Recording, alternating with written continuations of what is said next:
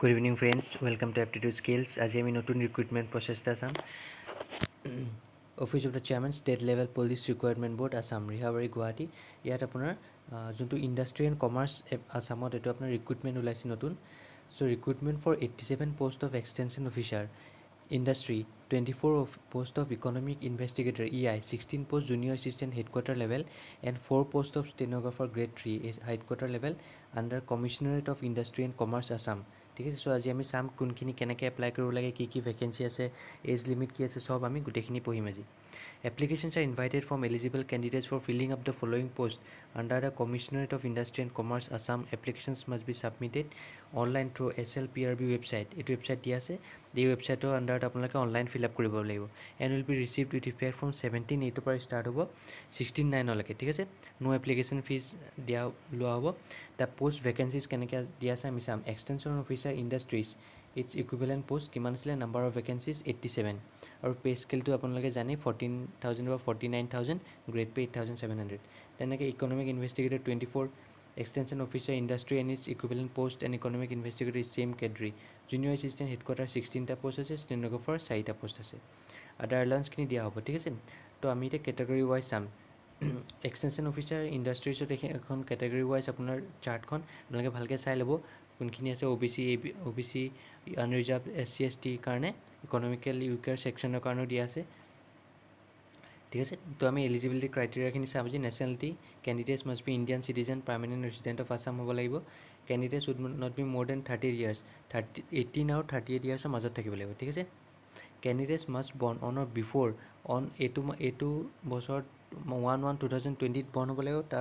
আৰু তাৰ পিছত ধৰি লওক তাৰ 2003 পৰা নহ'ব আৰু। ঠিক আছে।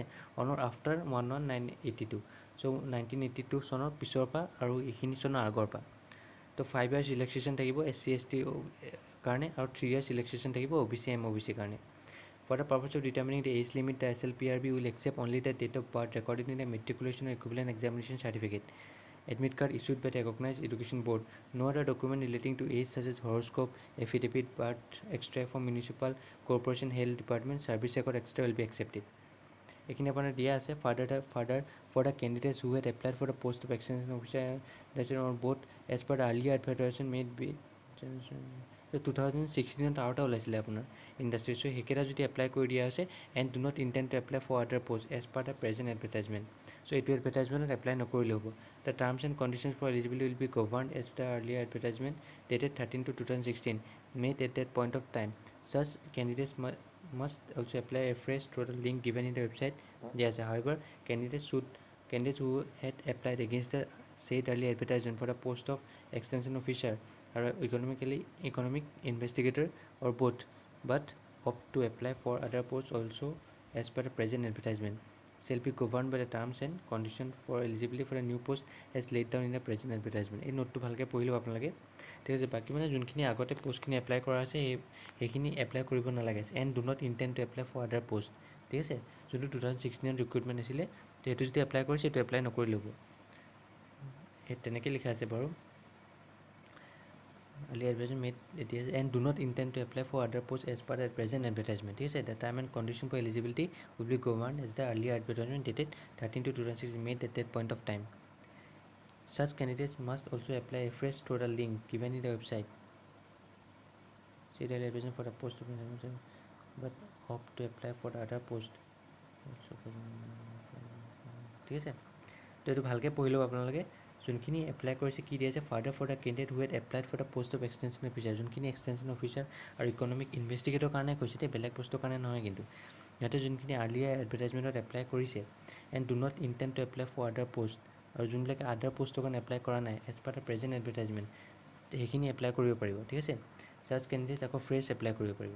চ' এডুকেশ্যন কোৱালিফিকেশ্যন কি দিয়া আছে, এক্সটেনশ্যন অফিচাৰ কাৰণে industries 3 years diploma in chemical, mechanical, civil, textile, computer, plastic processing, food processing, electronics and instrumentation engineering technology from AICT recognized institute or MCW MSW, or a degree from recognized university with advanced proficiency certificate on computer application, industrial management from a government recognized university institute. So এইখিনি আপোনাৰ education qualification দিয়া আছে। Economic investigator তেনেকৈ bachelor degree in any discipline from recognized university, economics statistics as one of the subject junior assistant headquarter level of graduate in arts, science, commerce or equivalent from a recognized university institution and having basic computer knowledge such as MS Word, MS Excel, internet browsing. Stenographer কাৰণে graduate in any stream লাগিব from a recognized college institution with having national trade certificate in stenography from ITI in Assam, ঠিক আছে, or any other institute recognized by the Government of Assam, Government of India with 80 words per minute in English. Stenography having basic computer knowledge such as MS Word, Excel, internet browsing, etc. How to apply, কেনেকৈ apply কৰিব লাগিব আপোনালোকে চাওঁ আহক. The candidates having the required essential qualification for the post as mentioned may apply for a post by submitting their first preference, second preference, third preference or fourth preference দিব লাগিব, ঠিক আছে. Passport size photograph আপুনি এইখিনি দিয়া আছে.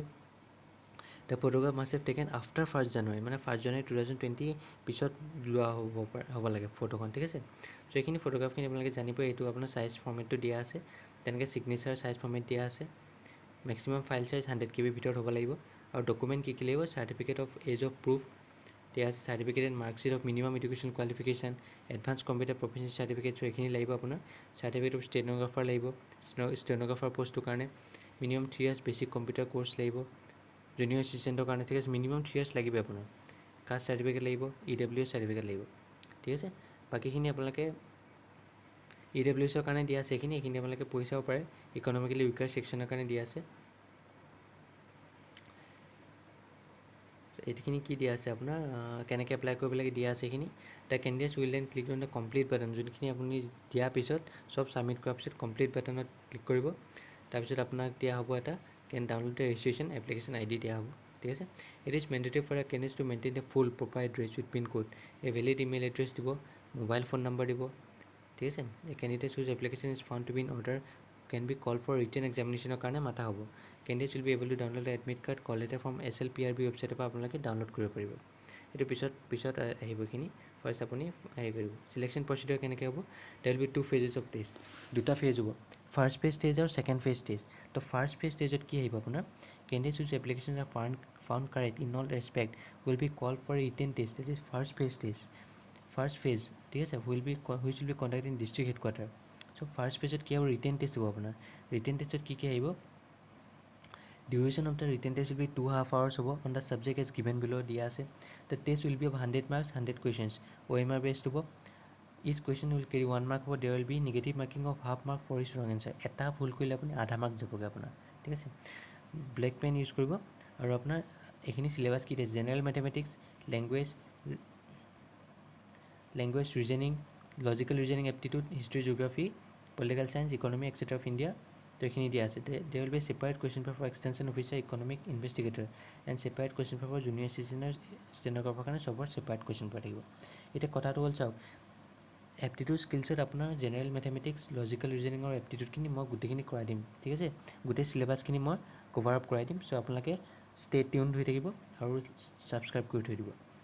Second phase টেষ্টত কি হ'ব, ফাৰ্ষ্ট ফেজ টেষ্ট পাছ কৰাৰ পিছতে আপুনি ছেকেণ্ড ফেজ টেষ্ট আহিব. After completion of the written test post wise merit list হ'ব আপোনাৰ. চ' ST SC OBC কাৰণে হ'ব.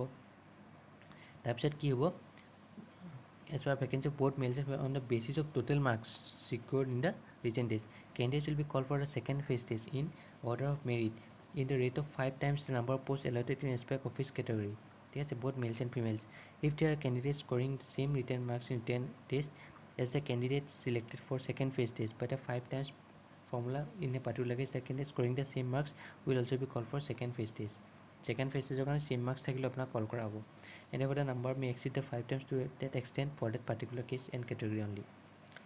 So second phase test will be computer based exam to test the knowledge of post applied and proficiency of computer operations. Test to computer fully computer hobo apnar second phase test to. তাৰপিছত কি দিছে, biometric of candidate scrutiny of documents, এইখিনি আপোনাৰ পিছত হ'ব. Biometric কি হ'ব, গোটেইখিনি অৰিজিনেলখিনি লৈ যাব লাগিব, এইখিনি দিয়া আছে আপোনাৰ. মেৰিট লিষ্টখিনি দিয়া হ'ব. তো এতিয়া extension officer and economic investigator first phase test 100 marks, second phase test 30 marks, total 130 হ'ব. জুনিয়ৰ এছিষ্টেণ্টৰ কাৰণে 120, 120 marks, ঠিক আছে. তেনেকৈ ষ্টেনোগ্ৰাফাৰ কাৰণে প্ৰথম ফেজ টেষ্টটো 100, ছেকেণ্ড ফেজ টেষ্টটো 20, stenographer test 30, total 150 marks. There will be a one merit list for each category of post category wise, ঠিক আছে. এখন মেৰিট লিষ্টে মাৰিব. বাকী জেনেৰেল ইনষ্ট্ৰাকশ্যন ফৰ কেণ্ডিডেট, এইখিনি জেনেৰেল ইনষ্ট্ৰাকশ্যনটো দিয়া আছে, ঠিক আছে. তো আপোনালোকে এপ্লাই কৰিব পাৰিব. 17 8 পৰা দিয়া আছে, এপ্লিকেশ্যন প্ৰচেছটো ষ্টাৰ্ট হ'ব. চ' এইখিনি আছিলে, ঠিক আছে. তো ট্ৰান্সপাৰেণ্ট প্ৰচেছ সেইখিনি আছিলে চ' ইয়াত কি লিখা আছে লাষ্টত আমি চাওঁ ট্ৰান্সপাৰেণ্ট প্ৰচেছটো কি দিয়া আছে ৰিকুৱেষ্ট হেল্প এইটো আপোনাৰ জেনেৰেল প্ৰচেছখিনি যদি আপোনাৰ কমপ্লেইন কিবা থাকে যদি কোনোবাই আপোনাক পইচা বিচাৰিছে বা তেনেকুৱা কিবা কমপ্লেইন আপুনি এই ৱেবছাইটটোত পঠিয়াব পাৰে এপ্লিকেশ্যন দি পেলাই ঠিক আছে চ' এতিয়া আপোনাৰ হৈ গ'ল এইখিনি চ' আপোনাৰ গোটেইখিনি চোৱা হ'ল আজি তো এতিয়া কেতিয়াবা ষ্টাৰ্ট হ'ব 17/8 পৰা ষ্টাৰ্ট হ'ব 6/9 ষ্টাৰ্ট হ'ব ঠিক আছে আৰু যদি কিবা প্ৰব্লেম পায় আপোনালোকে ফিল আপ কৰোঁতে চ' মোক দি দিব কমেণ্ট ছেকশ্যনত লিখি দিব ফটো বনোৱাত কিবা যদি প্ৰব্লেম পায় তেনেকৈ আপোনাৰ যদি চিগনেচাৰ বনোৱাত কিবা প্ৰব্লেম পায় চব মোক দি দিব তাত আপোনাৰ লিখি দিব তেতিয়া মই আপোনাক হেল্প কৰি দিম ঠিক আছে তো মোৰ চেনেলটো লাইক ছাবস্ক্ৰাইব আৰু শ্বেয়াৰ কৰিবলৈ নাপাহৰিব আৰু বেল আইকনটো ক্লিক কৰি দিয়ক যাতে মই যেতিয়া নতুন ভিডিঅ' আপলোড দিওঁ আপোনালোকে ন'টিফিকেশ্যন পাই যায় চ' থেংকছ এ লট